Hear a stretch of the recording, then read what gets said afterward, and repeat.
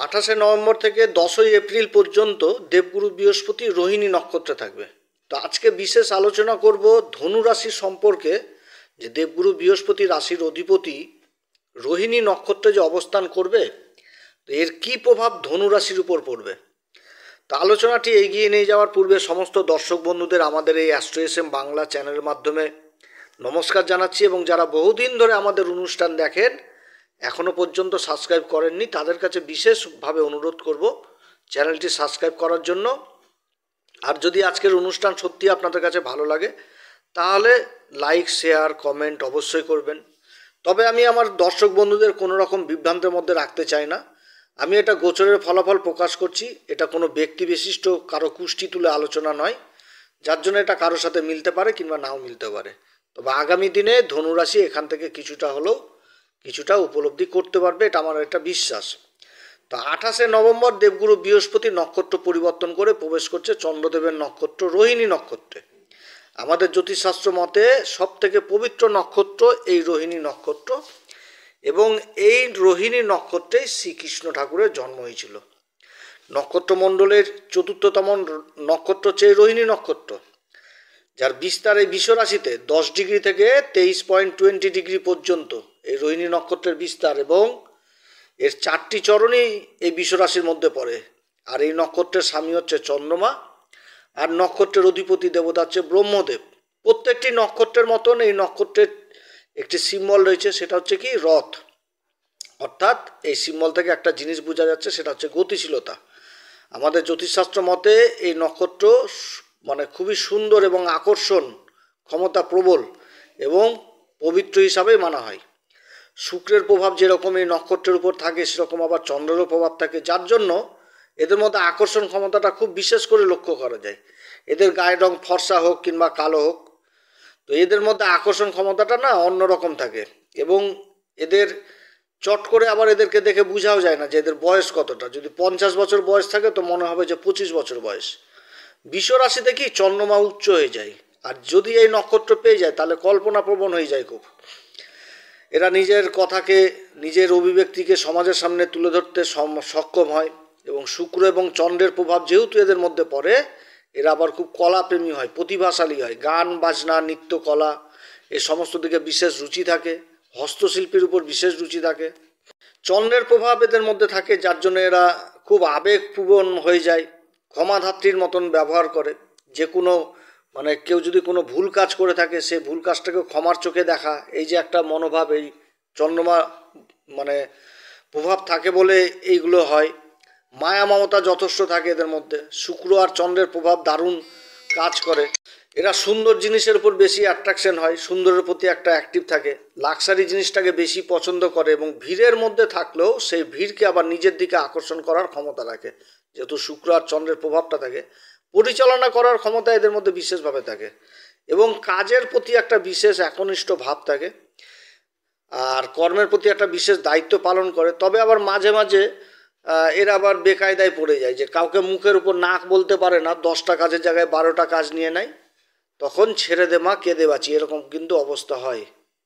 এবার বিশ্বরাশিটা কি? বিশ্বরাশিটা হচ্ছে ভূমিতত্ত্ব রাশি, সুখ প্রধান রাশি। আর চন্দ্রমা কি? চন্দ্রমা হচ্ছে জলতত্ত্ব রাশি, মন। এরা সুখের জন্য যে কোনো কর্ম করতে চায়, যে কর্ম করে সুখ জিনিসটাকে পেতে চায়। 1 ঘন্টার জায়গায় যদি 2 ঘন্টা বেশি খাটে, তো এরকম কিন্তু হয় এদের মধ্যে, সুখটা পাওয়ার জন্য। সুখটাকে এরা জীবনে খুব বেশি প্রাধান্য দেয়। তো যাই হোক, দেবগুরু বৃহস্পতির এই নক্ষত্র পরিবর্তন, এটা কিন্তু যথেষ্ট ভালো হতে যাচ্ছে ধনু রাশির ক্ষেত্রে। তবে বিগত দিনে যে পরিবর্তনগুলো ঘটেছে সেগুলো সবই ঠিক আছে, যথেষ্ট ধনু রাশির পক্ষেই রয়েছে, কিন্তু মঙ্গলের পরিবর্তন কোনো রকমভাবে সঠিক না এই ধনু রাশির জন্য।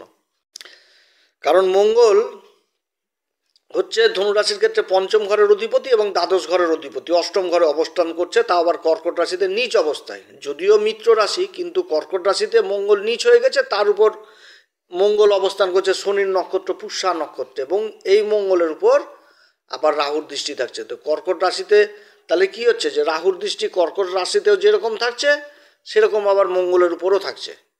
এবং মঙ্গল যেই স্থানে অবস্থান করছে সেই স্থান থেকে শনির সাথে আবার সম্পর্ক হয়ে গেছে মঙ্গলের ষড়াষ্টক যোগ, এবং এই সময় আবার মঙ্গল শনির নক্ষত্রে অবস্থান করে তার উচ্চ ঘর মঙ্গলকেও যেরকম মকর রাশিকেও যেরকম দেখছে, সেরকম আবার শনিকেও দেখছে। অর্থাৎ এখানটাতে একটা বিস্ফোটক যোগের সূচনা হয়েছে। মঙ্গল অষ্টম ঘরে এই অবস্থান কোনো রকমভাবে ধনুরাশির পক্ষে ভালো না। এই সময়কালে রক্তক্ষরণ, অ্যাক্সিডেন্টের মতন ভয়াবহ কেস, চট করে মাথা গরম হয়ে যাওয়া, ক্রোধ, ইগো যথেষ্ট তৈরি হওয়া, মুখের ভাষা যথেষ্ট খারাপ হওয়া, তার সাথে শ্বশুরবাড়ির সাথে সম্পর্ক নষ্ট হয়ে যাওয়া, শারীরিক অসুস্থতা বাড়িয়ে তোলা, অস্ত্রোপচারের মতন সম্ভাবনা তৈরি হওয়া, রক্তজনিত সমস্যা তৈরি করা। তো এই সমস্ত নেগেটিভ জিনিসগুলো কিন্তু হচ্ছিল। তবে শুধু যে খারাপ জিনিসগুলো হচ্ছিল সেটাও না, এখানটাতে আবার মঙ্গলের দ্বারা বিপরীত রাজযোগও তৈরি হয়েছে। তো এই সময়কালে যারা ইঞ্জিনিয়ারিং লাইনে রয়েছেন, যারা পড়াশোনার ব্যাপারে সফটওয়্যার ইঞ্জিনিয়ার হিসাবে কাজ করছেন, কোনো ভূমি সংক্রান্ত কাজের উপর কাজ করছেন, মানে ভূমির উপর একটা রিসার্চ বিদ্যার সাথে যুক্ত রয়েছেন, তাদের জন্য আবার এই গোচরটা আবার যথেষ্ট ভালো রয়েছে। তবে এবার যে দেবগুরু বৃহস্পতির এই যে রোহিণী নক্ষত্রে অবস্থান, এটা যথেষ্ট ভালো হতে যাচ্ছে ধনুরাশির ক্ষেত্রে। কারণ অনেক কিছুই কিন্তু ভালো হওয়ার সম্ভাবনা তৈরি হয়েছে। কর্মের দিক থেকে কর্মক্ষেত্রে যেরকম মান সম্মান বৃদ্ধি পাবে, আর্থিক দিক সেরকম আবার মজবুত হবে এই পরিবর্তনে। দেবগুরু বৃহস্পতি যে মুহূর্তে নক্ষত্র পরিবর্তন করছে, এই সময় তো দেবগুরু বৃহস্পতি বক্রী অবস্থায় রয়েছে, আর বক্রী যখন থাকে তখন তার চেষ্টা বলে বৃদ্ধি পায়। আর দেবগুরু বৃহস্পতি কি জ্ঞানের ভাণ্ডার, অর্থাৎ জ্ঞানের দিকে যথেষ্ট বৃদ্ধি পাচ্ছে। এবার রাশির অধিপতি বক্রী, তাও আবার ষষ্ঠ ঘরে অবস্থান, এবং অবস্থান করছে রোহিণী নক্ষত্রে। তো বৃহস্পতির রোহিণী নক্ষত্র অবস্থান যথেষ্ট ভালো হচ্ছে, কারণ কর্কট রাশিতে তো চন্দ্রমার রাশি কর্কট রাশি, কর্কট রাশিতে তো দেবগুরু বৃহস্পতি উচ্চ হয়ে যায়। তাহলে কর্কট রাশির অধিপতি চন্দ্রমার নক্ষত্র রোহিণী, অপরদিকে আবার চন্দ্রমা বিশ্ব রাশিতে উচ্চ হয়ে যায়। তাহলে এই বিশ্ব রাশিতে আবার দেবগুরু বৃহস্পতি অবস্থান করছে। তাহলে এখান থেকে অনেক দিক থেকে এই ধনুরাশির কিন্তু এবার ভালো হতে যাচ্ছে। আমি এর আগের ভিডিওতে বলেছিলাম যে মৃগশিরা নক্ষত্রে যখন দেবগুরু বৃহস্পতি ছিল, অর্থাৎ মঙ্গলের নক্ষত্রে, এবং অধিপতি দেবতা হচ্ছে চন্দ্রমা এই মৃগশিরা নক্ষত্রের, এই সময়েও চন্দ্রমা যথেষ্ট বল পাচ্ছিল, কিন্তু সেই সময় সিচুয়েশনটা ছিল কি অন্যরকম। আর বর্তমানে যে নক্ষত্র পরিবর্তনে এই যে সিচুয়েশনটা, এটা সম্পূর্ণ আলাদা। এতে চন্দ্রমার বলে কিন্তু আরও বৃদ্ধি হচ্ছে, এবং তার সাথে দেবগুরু বৃহস্পতির বলেও কিন্তু বৃদ্ধি হচ্ছে। মৃগশিরা নক্ষত্রে যখন দেবগুরু বৃহস্পতি ছিল এই রাশির অধিপতি, তো মৃগশিরা নক্ষত্রে অবস্থান করার সময় কিন্তু একটা বিশ্বাসঘাতকতার একটা পরিবেশ তৈরি হয়েছিল, যে কারোর উপর বেশি বিশ্বাস করলাম, শেষ মুহূর্তে এসে হাত তুলে দেওয়া, কিংবা কাউকে কোনো একটা গোপন জিনিস বললেন, সেই কথাটা সবার সামনে মানে চলে আসা, মান সম্মান নষ্ট হয়, এগুলো কিন্তু তৈরি হচ্ছিল। সেই সময় চন্দ্রমাও কিন্তু যথেষ্ট দুর্বলই ছিল সেই সময় আবার, অর্থাৎ মানসিক দিক থেকে অনেকটা দুর্বল জায়গায় ছিল এই ধনুরাশি। কারণ রাহুর দৃষ্টি সেই চন্দ্রমার উপর পড়ছিল, চন্দ্রমার বলতে চন্দ্রমার এই কর্কট রাশির উপর পড়ছিল, তো যার জন্য চন্দ্রমা দুর্বল হচ্ছিল। তারপর আবার কেতু কর্মের ঘরে অবস্থান করছে, এবং কর্মের ঘরে অবস্থান করছিল এই হস্তা নক্ষত্রের উপর। কর্মের দিকেও একটা অস্থিরতা তৈরি হচ্ছিল, মনের মধ্যে একাধিক ভ্রম তৈরি হচ্ছিল। যেই স্থানে কাজ করছিল সেই স্থানে কারোর সাথে সম্পর্ক ওরকম ভালো ছিল না, একটুতে চিড়চিড়াপন, একটুতে অধৈর্য হয়ে যাওয়া, একটুতে ডিসিশন চেঞ্জ করে নেওয়া, এগুলো তৈরি হচ্ছিল। আবার কর্মক্ষেত্রে অগাধ বিশ্বাস করে কাউকে কোনো কথা বলে দেওয়া, সেটা আবার বেফাস হয়ে যাওয়া, এগুলো কিন্তু তৈরি হচ্ছিল। এবার দেবগুরু বৃহস্পতির এই যে নক্ষত্র পরিবর্তন, এবং তার প্রাককালে আবার 11ই নভেম্বর কেতু নক্ষত্র পরিবর্তন, হস্তা নক্ষত্র থেকে সূর্যের নক্ষত্র উত্তরা ফাল্গুনিতে প্রবেশ। তাহলে কি হচ্ছে যে চন্দ্রমা যতটা খারাপ ছিল, এবার ততটাই কিন্তু এবার চন্দ্রমা অনেক দিক থেকে দেবগুরু বৃহস্পতির মাধ্যমে বল পাওয়া শুরু করে দিল। তারপরে রাহুর দৃষ্টি কর্কট রাশিতে পড়ছে, আর রাহু অবস্থান করছে শনির নক্ষত্র উত্তরা ভাদ্রপদে বক্রী অবস্থায়, এবং এই শনি আবার নভেম্বরের 15 তারিখে মার্গী হয়ে গেছে, এবং ডিসেম্বরের এই যে সামনে ডিসেম্বর মাস আসছে, এই ডিসেম্বর মাসের 27 তারিখে আবার নক্ষত্র পরিবর্তন করে প্রবেশ করবে দেবগুরু বৃহস্পতির নক্ষত্র পূর্বা ভাদ্রপদে। তাহলে বৃহস্পতির মাধ্যমে চন্দ্রমা যথেষ্ট বলবান অবস্থায় থাকছে, এবং দেবগুরু বৃহস্পতির ও যথেষ্ট আবার বলেও বৃদ্ধি পাচ্ছে, অর্থাৎ মানসিক দিক যথেষ্ট ভালো হতে যাচ্ছে ধনুরাশির। তো এবং কর্মের দিকেও যথেষ্ট ভালো হতে যাচ্ছে ধনুরাশির, কারণ ষষ্ঠ ঘর থেকে আমরা কর্মের দিকটাকেও বিচার করি। এই সময়কালে দেবগুরু বৃহস্পতির দৃষ্টি কর্মের ঘরে পড়ছে, কর্মের ঘরে অবস্থানগত কেতুর উপরে। এবার কেতু অবস্থান করছে সূর্যের নক্ষত্র উত্তরা ফাল্গুনিতে, আর সূর্য হচ্ছে ধনুরাশির ক্ষেত্রে ভাগ্যের ঘরের অধিপতি, অর্থাৎ কর্মক্ষেত্রে ভাগ্যের সঙ্গ যথেষ্ট পাবে এই ধনুরাশি। তবে বিশেষভাবে লাভবান হচ্ছে যারা ইম্পোর্ট এক্সপোর্টের কাজে জড়িত, যারা ইন্টারন্যাশনাল কাজে জড়িত রয়েছেন, যারা কর্মসূত্রে আবার বিদেশে যাওয়ার চেষ্টা করছেন বা বিদেশেই কর্মরত, তাদের জন্য এই নক্ষত্রের গোচর দেবগুরু বৃহস্পতির এই সময়কাল যথেষ্ট ভালো হতে যাচ্ছে। এবং সরকারি কিংবা বেসরকারি কর্মে যারা যুক্ত রয়েছেন তাদেরও এই সময় প্রমোশন পাওয়ার যোগ রয়েছে। যারা রোজকার ব্যবসা বাণিজ্যের সাথে যুক্ত তাদের ব্যবসা বাণিজ্য যথেষ্ট ভালো চলবে, সেভিং জিনিসটা করতে পারবে। এবং ব্যবসা বাণিজ্যে যে প্রতিনিয়ত কম্পিটিশন, একে অপরকে এগোতে না দেওয়া এবং তার সাথে প্রবল শত্রুতা ব্যবসা বাণিজ্যে যেটা থাকে কর্মক্ষেত্রে, এদিক থেকেও ধনুরাশি একটা ভালো জায়গায় যাচ্ছে। শিক্ষার দিক থেকেও যথেষ্ট ভালো হতে যাচ্ছে। যারা সফটওয়্যার ইঞ্জিনিয়ারিং নিয়ে পড়াশোনা করছেন, মেকানিক্যাল ইঞ্জিনিয়ারিং নিয়ে কাজ করছেন, ভূমি সংক্রান্ত কাজের সাথে যুক্ত রয়েছেন, যারা আবার ভূমির উপর রিসার্চ বিদ্যা করছেন, রিসার্চ জাতীয় বিদ্যার সাথে জড়িত রয়েছেন, যারা ইঞ্জিনিয়ারিং পড়াশোনা করছেন, তাদের জন্য যথেষ্ট ভালো হতে যাচ্ছে। এবং যে সমস্ত কাজগুলো আবার গোপনে করা হয়, যারা গোয়েন্দা বিভাগের সাথে জড়িত রয়েছেন, যারা সিবিআই সিআইডির মতন সরকারি কাজে যুক্ত রয়েছেন, তাদের জন্য যথেষ্ট ভালো হচ্ছে। আবার যে সমস্ত কাজগুলো সমাজের সামনে আসে না, সরকারের পক্ষ থেকে গোপনে কাজ করা হয়, এই সমস্ত কাজে যারা যুক্ত রয়েছেন তাদের আবার রেওয়ার্ড অ্যাওয়ার্ড ইত্যাদি পাওয়ার সম্ভাবনা থাকছে। এবং এই সময়কালে গোপন অনেক সমস্যার সমাধান হবে। আবার যারা কোনো এক্সামে বসছেন, এই সময় কিন্তু ভালো কোচিং জিনিসটাও পাবে। যারা আবার এই সমস্ত প্রফেশনাল কাজ, যারা কোচিংয়ের সাথে যুক্ত রয়েছেন, অর্থাৎ যারা কোচিং সেন্টার চালাচ্ছেন বা সমাজকে কোনো বিষয়ের উপর জ্ঞান দিচ্ছেন বা শিক্ষাদান দিচ্ছেন, তাদের জন্য যথেষ্ট ভালো হতে যাচ্ছে। মান সম্মান, আয় ইনকাম যথেষ্ট বৃদ্ধি পাবে। ভূমি সংক্রান্ত কাজগুলো যথেষ্ট ভালো হবে। যারা জায়গা জমি সেল পারচেস করছেন তাদের জন্য যথেষ্ট ভালো হতে যাচ্ছে এই সময়কাল। শনির এই মার্গী অবস্থা এবং 27শে ডিসেম্বরে শনি যখন আবার নক্ষত্র পরিবর্তন করবে, তখন থেকে আরও বিশেষ ফল পাবে ধনুরাশি। কারণ এই সময় শনি দেবগুরু বৃহস্পতির নক্ষত্রে চলে আসবে, আর দেবগুরু বৃহস্পতি এই তো রোহিণী নক্ষত্রে অবস্থান করছে। তাহলে যথেষ্ট ভালো জায়গায় ধনুরাশি আগামীতে যাচ্ছে এক কথায়। তবে ধনুরাশিকে সাবধানে অবশ্যই থাকতে হবে, কারণ সাবধানের মান নাই। মঙ্গল অষ্টম ঘরে অবস্থান করছে নীচ অবস্থায়, এবং মঙ্গলের উপর দৃষ্টি থাকছে, রাহুর দৃষ্টি থাকছে, শনির সাথে ষষ্ঠক যোগ তৈরি হচ্ছে। এবং যতদিন পর্যন্ত শনি নক্ষত্র পরিবর্তন করছে না, ততক্ষণ পর্যন্ত একটু যথেষ্ট সাবধানে থাকতে হবে। গাড়ি ঘোড়া সাবধানে চালাতে হবে, রাস্তাঘাট সাবধানে পার হতে হবে, কারোর সাথে বাকবিতণ্ডায় জড়িত হওয়া যাবে না, এই সমস্ত জিনিস করা যাবে না। যদিও দেবগুরু বৃহস্পতি তার সপ্তম দৃষ্টি দিয়ে দেখছে আবার এই মঙ্গলের রাশি বৃশ্চিক রাশিকে। মঙ্গলটা কি? মঙ্গল হচ্ছে অধৈর্যের কারক, ধৈর্য থাকে না। বাকবিতণ্ডায় কি বলে, রাগ উঠে গেলে এমন কিছু কিছু ভাষা প্রয়োগ করে তার কোনো হিতাহিত থাকে না, যাদের মঙ্গল খুব বাজে অবস্থায় থাকে। তো এদিকে কিন্তু বিশেষভাবে খেয়াল রাখতে হবে, কারণ মঙ্গলের দৃষ্টি পড়ছে তার উচ্চ ঘর, যেটা হচ্ছে ধনুরাশির ক্ষেত্রে বাণীর ঘর। তো এদিকে কিন্তু যথেষ্ট খেয়াল রাখতে হবে, মুখের বাণীর দিকে যথেষ্ট খেয়াল রাখতে হবে।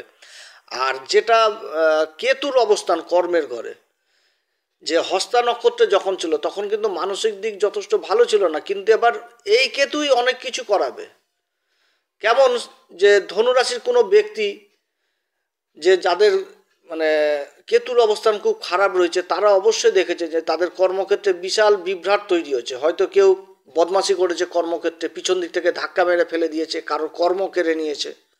কেতু কিন্তু এই জায়গাতে যথেষ্ট ভালো ফল দেবে, কারণ কেতু সবসময় পাস্ট জিনিসটাকে, ত্যাগ জিনিসটাকে বোঝায়। যে ঠিক আছে, তুই আমার ক্ষতি করেছিস, যা তোর বিচার উপরবালা করবে, কিন্তু আমি লিফট থেকে পড়েনি, আমি কিন্তু সিঁড়ি ভেঙে পড়েছি, অর্থাৎ আমি কিন্তু ঘুরে দাঁড়াতে পারবো। এরকম একটা মনোভাব কিন্তু কর্মক্ষেত্রে এই কেতুই এবার দিবে, যেহেতু সূর্যের নক্ষত্র অবস্থান করছে। আর সূর্য হচ্ছে এই ধনুরাশির ক্ষেত্রে ভাগ্যের ঘরের অধিপতি, অর্থাৎ এই একটা দৃঢ় মনোভাব কেতু দ্বারা কিন্তু এবার ধনুরাশি পাবে, কারণ দেবগুরু বৃহস্পতির দৃষ্টি কেতুর উপর পড়ছে। কেতু জিনিসটা কি? কেতু হচ্ছে মূল, জড়, শিকড়।